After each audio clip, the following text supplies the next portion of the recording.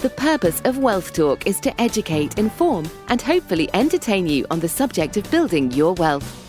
WealthBuilders recommends you should always take independent financial, tax, or legal advice before making any decisions around your finances.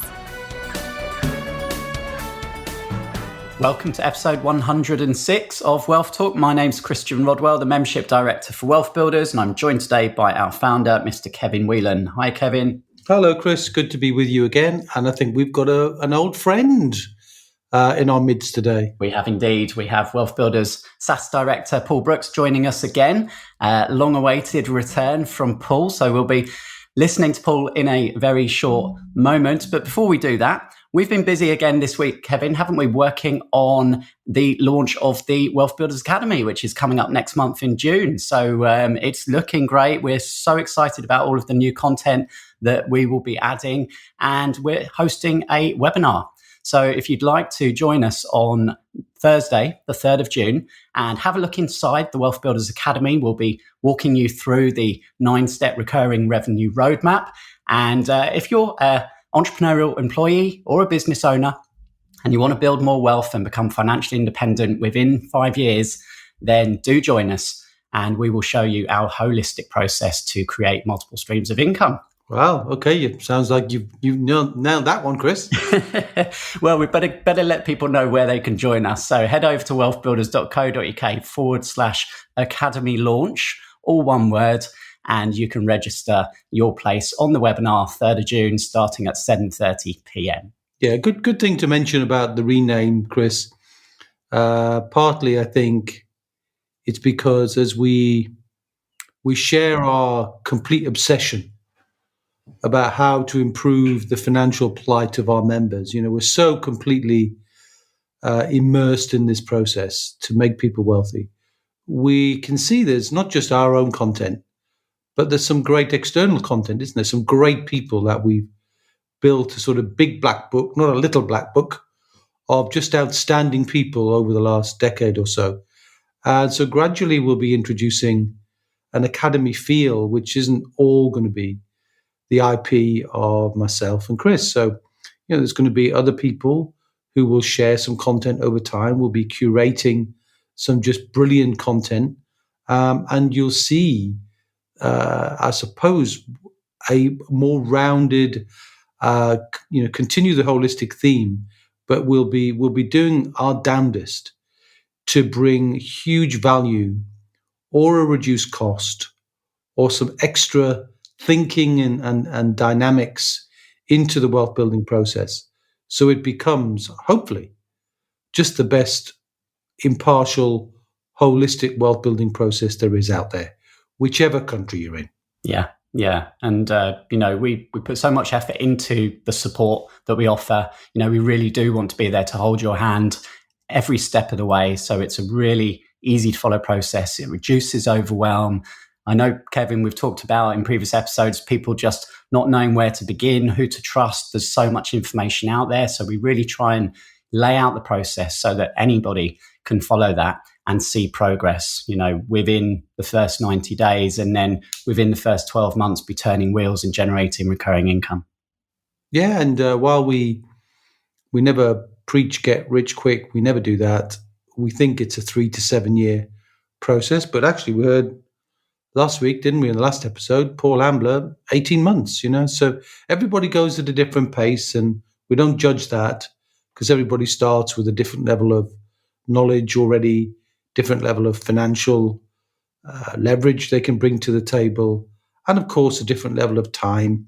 And we know how difficult it is for you guys who are caught up in the tyranny of the routine of doing things in your day jobs or in your businesses that you have to be there to keep the wheels turning inside your business. And we know that if you can find 2 hours a month, 2 hours a week, I apologize for that, 2 hours a week, 2 hours a week, then you can build wealth and you can become financially independent. And everybody can find 2 hours a week. If you can't, then you're doomed. Anyway, what are we talking about today? Well, we've got Paul Brooks, as we mentioned, and Paul is our SSAS Director. So every day, Paul is helping our members to come up with strategies to help them, really make the most of the pension And today he's talking about 3 SaaS strategies that business owners can use to build more wealth, which is very much firmly focused on step 6 of the roadmap, which is all about strategy. Yeah, and pensions are not the sexy subject, that other assets can bring. But one of the things I like is just this huge focus on being tax-free. I mean, tax-free havens. Doesn't that sound good? I mean, think about it as a tax-free trust fund. A SSAS is, whatever country you're in, there's an option for this, which is to build money tax-free. So you're not going to pay tax on the income. You're not going to pay tax on the growth. You're not going to pay tax on inheritance. You're just building up a fantastic tax-free pot.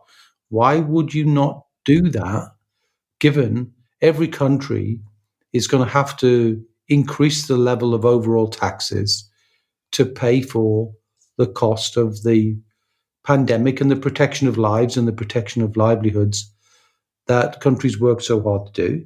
So as your tax bill goes up, it puts more pressure on keeping more money and therefore learn tax-free ways. And, don't worry, it's called a pension or not. It's tax-free. So, take a few minutes, listen to what Paul has to say. We'll come back and, I suppose, widen some of those lessons. So not just about those people who are eligible for SSAS pensions. And by the way, if you want to know whether you're eligible for that, just what's the best way for people to reach out, Chris? I would say book in a discovery call is the easiest way. Have a chat with one of our teams. So wealthbuilders.co.uk/discovery call. Yeah, and 4 eligibility tests, and we'll help you kind of decide whether a SSAS might be right for you. Now, we only can take those calls if you're here registered in the UK. However, book a call with somebody else if you're living in another country and there's something similar in the country you're in. So definitely look into that. Yeah, and if you're not sure what a SSAS is, perhaps you're just tuning into WealthTalk for the first time, then do head back and listen to one of our earlier episodes where we talk about the different ways that SSAS can help you. So episode 75 and also episode 18 when we first talked about what a SSAS pension is. So I'll link to those in today's show notes. Yeah, I mean, it's just nothing more than a pension fund aimed directly at entrepreneurs so that they can do entrepreneurial things. It's like being in complete control. And those of us who are pushing against the trend, we're going against the tide. We're trying to build our wealth when everything tells us, we should just be good employees or good business owners. We're bucking that trend. And SSAS bucks the trend. It says, you should take control of your own pension, do what you can do, which means learning more, of course, about what's possible. It's we often refer to a SSAS, small self-administered scheme, as a hugely powerful vehicle. And like any very powerful vehicle or very powerful tool, you need a bit of instruction to learn how it works. And Paul and his team are just outstanding at giving that instruction from videos and guides and face-to-face or screen-to-screen coaching and counseling. So, check it out. It's definitely worthwhile. It's a big part of my own wealth building plan. And for everybody who's in our Wealth Builder program, almost all of them at some point will be seeking that eligibility criteria for their SSASs and take control of their pensions and make their pensions a part of their future, not a sad reflection of their past. Mm-hmm. Okay, let's hand over to our SSAS Director, Paul Brooks. Hey, Paul, good to have you back on WealthTalk today. Hi, Chris. Thanks for having me. Yeah, well, look, it's been a while, actually. Just having a look back, and it was back in July 2020, in the thick of it right then, weren't we? And that time we were talking about 6 tax-saving tips for business owners. And if you have not listened to that episode, absolutely do make sure you go back and do so. That was episode 66, and I'll put a link to that in the show notes. But today, talking about more tips for business owners, Paul. So today we're talking about 3 SSAS strategies that business owners can use to build more wealth. Yeah, absolutely. Yeah, excited to get stuck into it again. And I promise it won't be another almost year before I'm on again. So, well, we know you're a busy man. We're all busy each day helping our members and our clients of Wealth Builders, and lots of positive feedback. Don't worry, we've been shouting you out in many of the episodes with all the lovely reviews that we get on Trustpilot and all the people that are so grateful for the help that you give them. Fantastic. So, Paul, let's dive in. So, SSAS strategy number 1 that business owners can use to build more wealth. What's that one? Yeah, sure. So, number 1 is using the money you've built up, and whether that's from contributions or whether that's from, amalgamating existing pensions into your SSAS and using it to support your business by buying your own business premises from yourself. So this is for existing business owners who've already got a business premises, but they're looking to perhaps change the way they hold their assets or make things slightly more tax efficient. And basically what I'm talking about is using the money they've accumulated in their SSAS, as I say, to buy their premises from themselves. Actually exchange the SSAS with the cash, buying the premises, so effectively switching the property and the money around. The business has now got an injection of capital into its bank account. It can use that money for anything it wants. Go out and buy more equipment or hire more staff or invest in new systems, all those important leverages that you teach so well in the academy, Chris. But, effectively what you've done then is take that commercial premises, plonk it inside the tax-free environment of the SSAS, and that creates a few things. It creates a new stream of income coming into the SSAS in the form of the rental income from the property. The business becomes the tenant and the SSAS becomes the landlord. So because there's a landlord and a tenant, the SSAS has to charge a rental income. It charges the rental income to your business. That rental income is a tax deductible expense. So not only are you generating a new flow of income into your SSAS, which is in a way kind of like a new source of contribution, you're also being able to offset the cost of that rental income against your corporation tax bill. Smart. Pretty cool, right? So just a very, very simple change, nothing hugely sophisticated, but just simply by shifting the way your SSAS and your business own things can really actually make quite a big difference to your tax position, to the growth and the value of your SSAS, which of course is entirely free of tax and is a tax-free legacy when you're no longer here. Everyone's sick to death of hearing about COVID, I'm sure, but I suppose what it highlighted is that, businesses can be susceptible to volatility and things that you can't see coming can have a massive impact on the business. And I suppose one of the added benefits to having the property in the SSAS is that it's ring-fenced. And that means that it's now no longer owned by the business. And therefore, if the business were encountering a problem and it owned a valuable asset, well, that asset could come under attack from creditors, bankruptcy, insolvency claims. If there's been a transaction and that asset has moved into now being ring-fenced into the SSAS, it's now no longer the property of the business. It's actually owned by the SSAS. So you're almost safeguarding that asset for the future as well. As just a natural part of that transaction. That's pretty cool. Okay. Worth pointing out very quickly, I guess, too, that, if you're buying and selling an asset, you might well find that any gain on that property that's been made could be subject to tax. So obviously something you need to have a good chat with your accountant about if that was something that was of interest. Okay, that's really cool. So that's strategy number 1. Now, what about if you don't own your own premises already, Paul? Well, then strategy number 2 is using the money you've built up in your SSAS to see if you can go out and buy yourself a new premises. There are lots of benefits to owning your own premises and running from there. And I suppose chief among which is you stop paying rent to somebody else and start paying it to your SSAS instead. Most businesses need a premises to operate from, right? No matter what you do.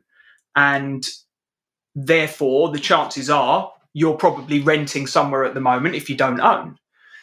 Now, that means you're paying good money out to somebody else and building their wealth. Well, by using your SSAS to buy a business premises that you can then operate from, you're effectively switching from paying rent to somebody else to paying it into your own pension instead. Mm. And with the situation as it is, there may now be some great opportunities out there because, there's been a shift in the way people are working. So there may now be some really good premises available. Well, absolutely. And look, we always see, sadly, whenever there's a crisis, there's especially something like, COVID happening, there's always opportunity. And the commercial property world, I suspect, has taken a bit of a battering in certain sectors, and lots of property now is perhaps undervalued, creates a great opportunity for somebody else. But it's also the opportunity to see if you can find a new way of creating wealth by being inventive, and picking a property that fits the needs of business owners today. Far more people working more flexibly, working from home, shared office space is probably on the up. All those sorts of things, all those types of property are certainly possible to hold within a SSAS. Absolutely. So that potentially leads us into strategy number 3, which is being more creative with your thinking. And what's that one, Paul? Well, I guess you'd call that spare capacity. So what I mean by that is, whether you own your own premises and you use strategy 1 and have your SSAS buy it from you, or you go out and you find a premises to buy, there's always a question mark for me about whether there's the ability to use any of the spare capacity of the building to generate more wealth, to leverage more income, if you like. And by that, I mean seeing if you can take a piece of your property, the space in your building, whatever it might be, and creating something that could be rented out to another business. I'm sure lots of businesses have got space they don't use in their building. All sorts of different types of businesses and properties. But, most people, I'm sure, have got space that they don't use so much, or perhaps they don't use at all. And it's effectively just, dead space that they could potentially turn into a completely new stream of income. And of course, by doing that, it's tax-free injection of income into the SSAS. They're boosting their pension wealth and all the good things that come with that. And, it's, I suppose, one of the fundamentals of what we teach, Chris, isn't it? Is to try and create sustainable income. And if you've got an asset already, leveraging it to try and, boost the income is a really powerful tool. Yeah. Yeah. It's all about shifting your mindset, thinking like an entrepreneur. And I can see such huge opportunities here because, as we've said, people are changing the way they work, but a lot of people, they don't necessarily want to work from home all the time. They just want a bit more flexibility. So I can see a lot of local businesses now, maybe shops who've got space upstairs and a few extra rooms where there will be people locally who would happily come in and hire a desk. And, that could be reconfigured pretty easily without much cost, I imagine. Yeah, absolutely. Absolutely. Great. So there's our 3 SSAS strategies that business owners can use to build their wealth. And Paul, for anyone perhaps who's not familiar with SSAS and certainly the process at WealthBuilders, you've been our SSAS director for many years now, Paul. So just explain to people, what is the process? How do we help people leverage their pensions? Yeah, sure, of course. I mean, basically what we do with business owners is take them through a clear step-by-step journey which shows them the tools that a SSAS has and the strategies that it can use, and basically help them build a strategy based around their circumstances, their goals. There's no one size fits all in business. There's no one size fits all in SSAS. So what we do is we work with people on a one-on-one basis. We give them one-to-one guidance and support, which effectively means walking them through the journey of firstly creating their SSAS and having it registered. And we've got a really exciting, unique proposition with some fantastic trustee administrator partners that we work with to do that. we then help them think about the fuel that's going to go into their SSAS, and that can be existing pensions, it can be contributions, it can be the importance of taking advice and guidance from other professionals like IFAs and accountants to do that properly and safely. And then, the most exciting part, of course, is helping them understand how their SSAS can be a fantastic tool to leverage their wealth, to grow their assets, to create streams of income inside their SSAS, but also to synergize with their business. So that sort of one-on-one hand holding, if you like, if you want to call it that, support, guidance, to take them through the journey and support them on into, making the shift from planning for deployment into actually then deploying their money. And of course, that's a whole new exciting stage that we're a big part of too. Yeah. And if anyone listening now is interested just to find out a little bit more, have a chat with one of our team, they can head to wealthbuilders.co.uk/discovery call and just to find out a little bit more about that. Yeah, absolutely. We'd be delighted to chat for sure. Great. Paul, thanks so much for sharing with us today. Pleasure, Chris. Thanks again. Okay, we can dive into those points, Kevin, in just a second. Before we do that, let me head to Trustpilot and read out one of our recent reviews from the last 7 days. So we have one here from Gary who says, a personal thanks to Christian and Kevin for the connection. The Wealth Builders community and the network it supports is understated but quietly powerful, driven by a desire by its members to connect, share, learn and grow. We find it reassuring as we rewire our lives away from our work-life careers to a more rewarding future, that there are normal people within the Wealth Builders community traveling a similar journey that share our wealth vision. Wow. I like that rewiring concept there. I've not heard anybody frame it that way. It's very interesting, isn't it? Rewire my career. That's interesting, isn't it? I mean, often when you talk about property, there's, in the 7 F's, there's this, one of the F's in property is fixing, isn't it? Fix the property. And often that fixing is something to do with, changing utilities, making more efficient, making more effective, that thing. So, and often rewiring will make, a building more efficient. I think it's a very interesting idea from Gary, that he's rewiring his career and that of his wife actually as well. So yeah, I like it. I like it too, actually. Towards a more rewarding future. And I think that's the key point, isn't it? It's so many people don't have a clear plan. And, when you get that clarity, you can see other people achieving what you want to achieve. They're not that far ahead. As Gary said, normal people getting results, and it gives you that confidence that it's possible for you too. Yeah, that's a good one from Gary. So thank you, Gary, for that. When did we last hear from Paul? Because it seems like an age ago. Well, it was a while ago. We did joke about that. It was back on episode 66, where we were talking about Relevant Life. Again, a very tax efficient, tool there.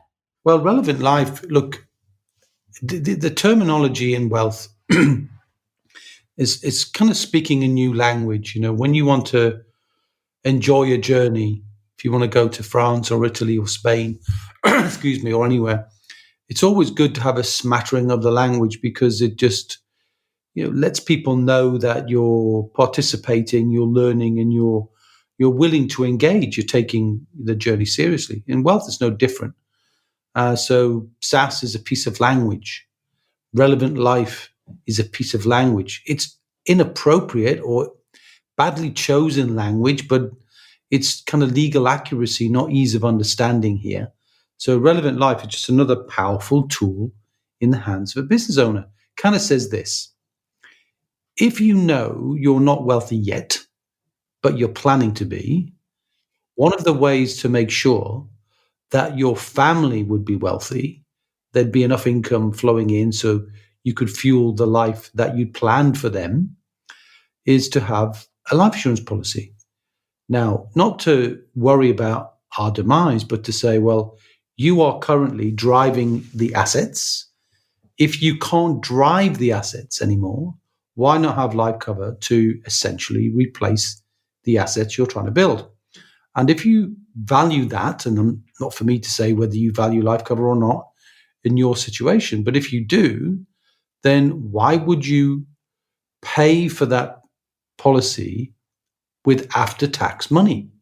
Why would you not pay with pre-tax money? So the government chips in, reduces the cost of providing a benefit for your family. And that's what Relevant Life is. So we were grateful for Paul to share that with us, and definitely re-listen to that if you're a business owner. It's only for business owners, not for employees, only for business owners. But the essential knock-on effect, Chris, is it either pretty much halves the cost of any life cover you choose to have, and we've got access to a team of experts who can help you kind of sort that out.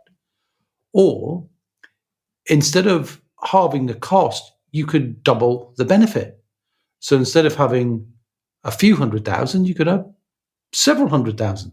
And that just means, in the worst case, should the worst happen, your family are protected. They will be financially independent. And the proceeds are all written into a trust, just like a SSAS is a trust, tax-free haven, remember.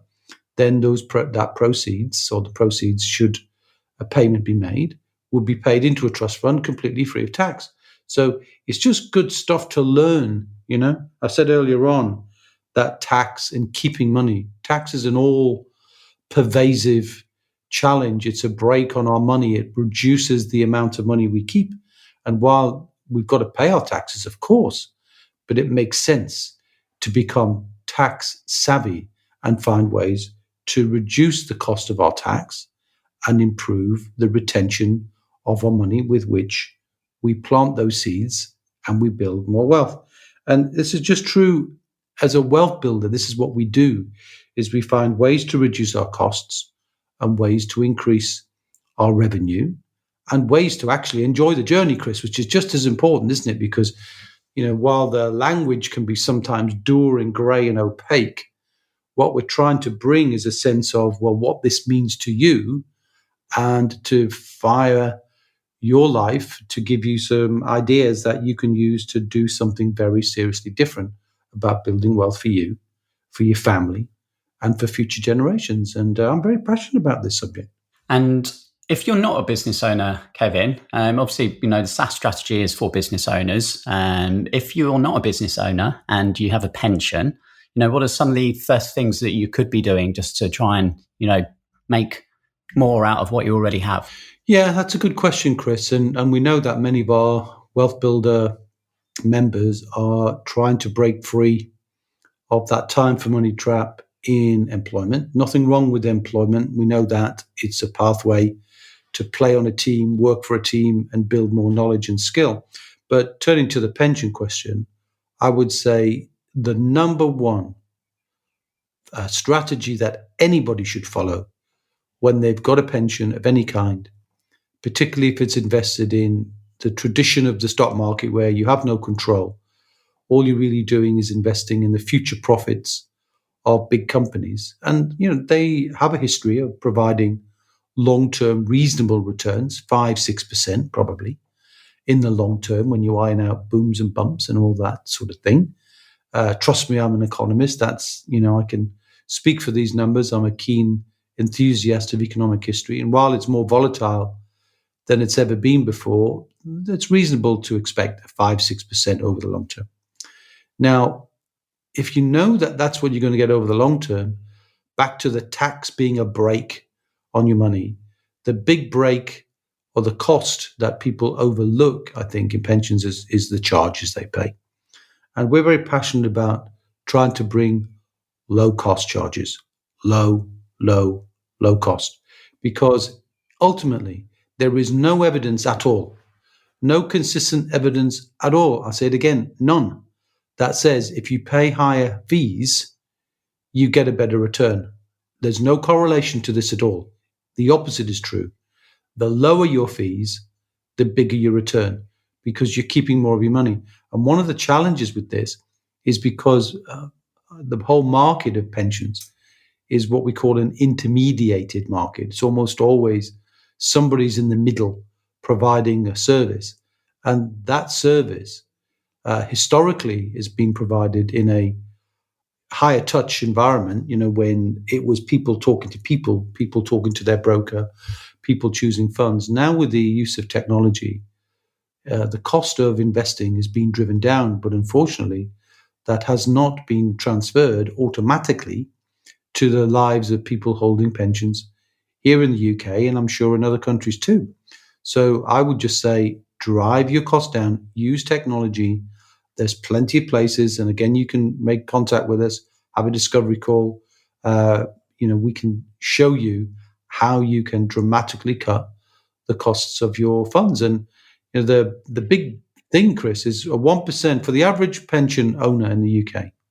A 1% reduction in costs will increase the value of their pension on average by £50,000. So who would give £50,000 to the financial services industry when a little bit of research or a discovery call with us or anybody else that you trust and resonate with could find you £50,000 worth of extra money for the sake of a phone call? Now, Chris, I don't like trading time for money. You know that. But I'd spend an hour to save 50 grand, wouldn't you? Yeah, for sure. Right. And I'm not overestimating this. I'm not saying this for effect, and certainly not self-servingly. There's plenty of places where you can go and shop around to reduce the costs of running your money. Not just in your pension, but in your ISAs, tax-free wrapper, not a tax-free haven, because you don't have tax relief. You do with pensions, you don't with ISAs and similar things in different countries. There's always something tax-free. But if you can build that tax-free, that's great, but also reduce your charges. And this is a big part of the foundational elements, Chris, in our program when we talk about the debits, which is what stage on the roadmap is that again? Remind me. Step 2. Step 2. See, somebody knows what they're doing. And it's a really important foundational element because it says I'm taking stock of what I've got. And taking stock means looking at returns, looking at charges, looking at what you can do to increase your return, reduce your charges, and enjoy the journey. And that's what it's all about. These vehicles they're just there to get us somewhere. So enjoy that journey. Don't DIY. Don't drift. It's no fun in a whirlpool. It's no fun paddling entirely on your own. There's so much enjoyment. Listen to that review from Gary saying how fantastic it is to share and be part of a community. And I would encourage you to join us. That's what we're about, is trying to make this an enjoyable place to help you build your wealth and create that financial independence that most people crave, but so few reach. So we focused on Pillar 2, which is the pension pillar today, but of course that's just one of 7 pillars of wealth that you can use to generate recurring income streams. And we'll be showing you all of those pillars on the webinar on the 3rd of June. So I'll just remind you again, if you'd like to join Kevin and myself, then head over to wealthbuilders.co.uk/academy launch, and we will walk you through all 9 steps of the roadmap. So you get a really clear view of that process from A to B, of a place from financial insecurity where you haven't got enough recurring income to cover your outgoings, to a place of financial independence where you have more than enough income every month to do everything that you wish for you and your family. So, we're looking forward to that one, Kevin. Yeah. So just a few short weeks away now. Yeah. Good. Okay, then. So that wraps up today's episode. Thank you for listening, as always, and we'll be back same time, same place next week, Kevin. Until then, my friend, see ya. We hope you enjoyed today's episode. Don't forget that we are constantly updating our resources inside the WealthBuilders membership site to help you create, build, and protect your wealth. Head over to wealthbuilders.co.uk/membership right now for free access. That's wealthbuilders.co.uk/membership.